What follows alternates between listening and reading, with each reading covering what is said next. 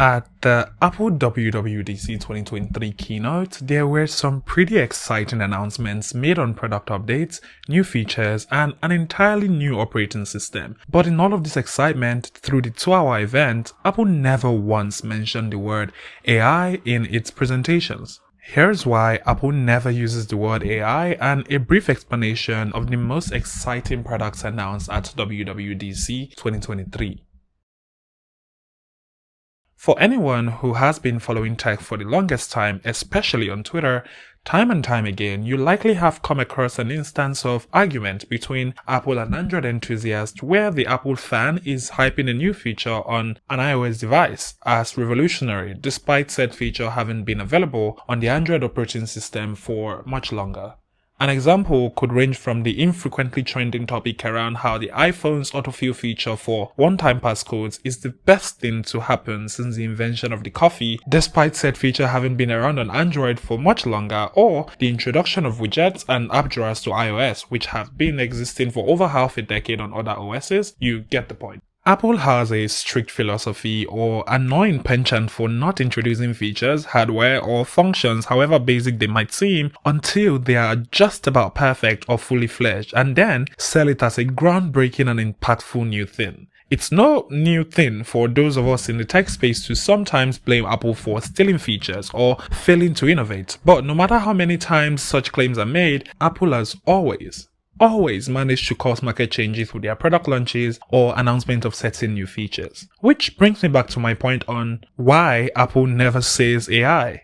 When watching an Apple keynote, chances are you've definitely heard Apple say things like neural engine, deep learning, natural language model, and of course, natural language processing, amongst others. By definition, the word neural engine is explained by makeuseof.com as a marketing name for a cluster of highly specialized compute cores optimized for the energy-efficient execution of deep neural networks on Apple devices, meaning it essentially accelerates machine learning ML and artificial intelligence algorithm AI, offering tremendous speed, memory, and power advantages over the main CPU or GPU. And according to IBM, good old natural language processing (NLP) refers to the branch of computer science, and more specifically, the branch of artificial intelligence or AI concerned with giving computers the ability to understand text and spoken word in much the same way that human beings can. In this WWDC, one of Apple's new features was the improved autocorrect feature on Apple keyboard, which relies on NLP to train their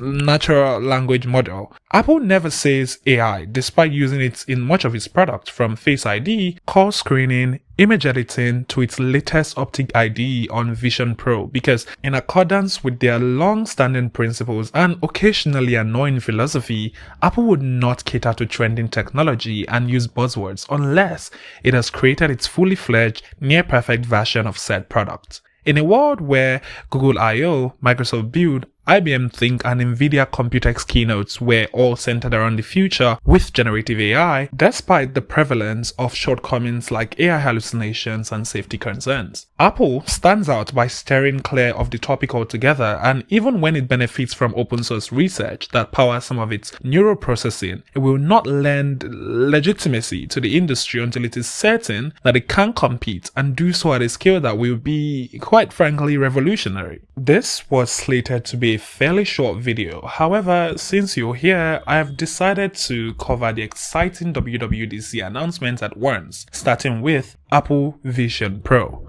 The single biggest announcement at this WWDC, and probably the most innovation on the product that Apple has done since the iPhone, with 5,000 patents. 5,000 patents. I honestly am curious as to what exactly the engineers at Apple created to warrant that many patents. Anyways, onto the actual product. Clearly, I'm not big enough to be a creator to have access to the Vision Pro or WWDC for that matter. But from the quick videos I've seen from The Verge, MKBHD, and Apple's own trailer, there is a lot of things to unpack, and let's start with what is Apple Vision Pro? A product so futuristic, it looks like something straight out of a sci-fi. The Apple Vision Pro is an augmented reality AR headset or device which uses a slew of cameras, sensors, a new chip, and a new OS to solve the problem or future problem of immersive experiences in isolation. Vision Pro feels like the perfect device to have had during the pandemic, great for near-personal interactions with colleagues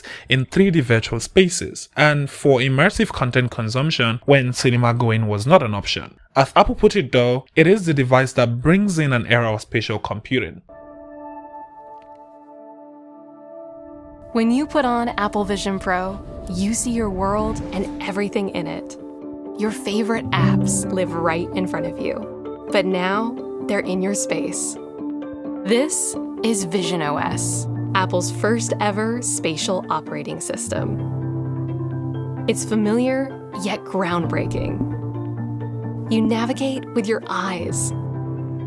Simply tap to select, flick to scroll, and use your voice to dictate. It's like magic. Apps have dimension, react to light, and cast shadows.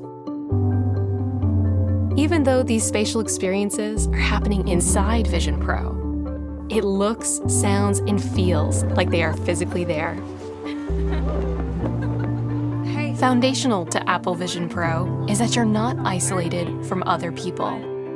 When someone else is in the room, you can see them, and they can see you.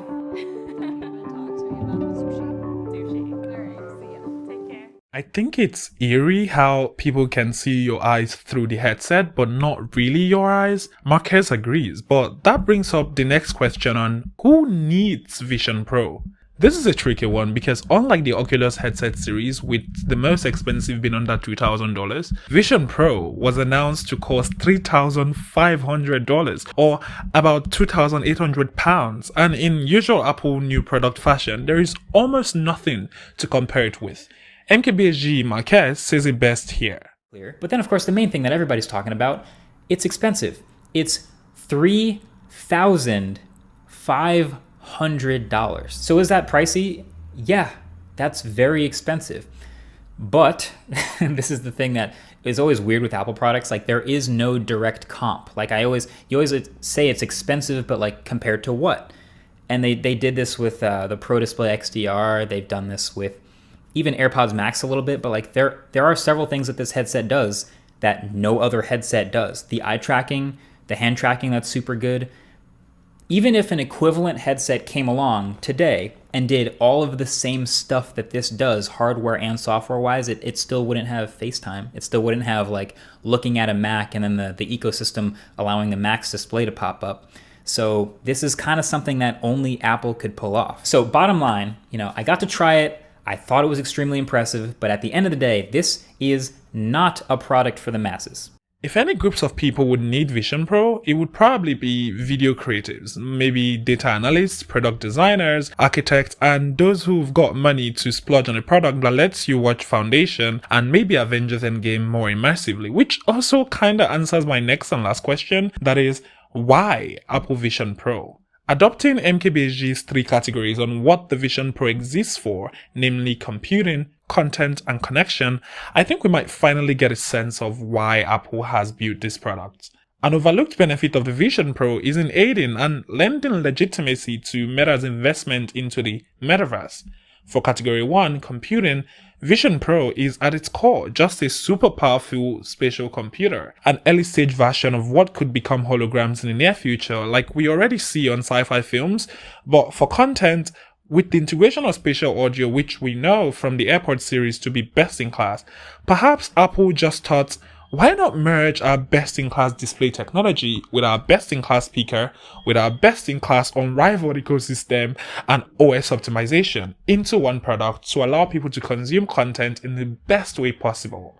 It's definitely important to remember that a lot of products that Apple make or release aren't based on necessity, but rather by marketing a problem and then introducing a solution that no one asks for, mostly. For the final category on connection, it's back to my point on lending legitimacy to Meta's ambition for the metaverse, whose whole premise was on bringing people closer together through virtual 3D spaces. However, Marquez, who tested the product, had this to say about it. There's the connection stuff. You got messaging. You can type out messages to people just like as if you were on a Mac. But there's also, impressively, FaceTime. Now, I don't even know that this is necessarily better than a normal FaceTime holding your phone or like on a laptop, other than the fact that I guess you don't have to be holding anything. But you can have people's windows floating in front of you as you talk to them on FaceTime.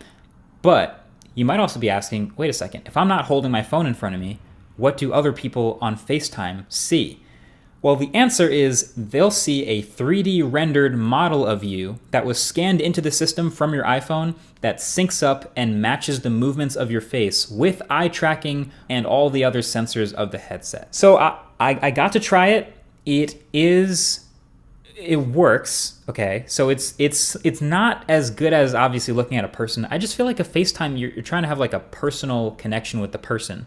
And this is obviously more personal than an avatar or like a cartoon of you, but it feels kind of somewhere in between. It's kind of like a Google Project Starline, which I just did that video about a couple weeks ago. If you haven't already seen that, I'll leave a link with a like button so you can check it out. But it feels sort of in that like uncanny valley, moving 3D model territory instead of looking at an actual person. It's kind of how I picture it.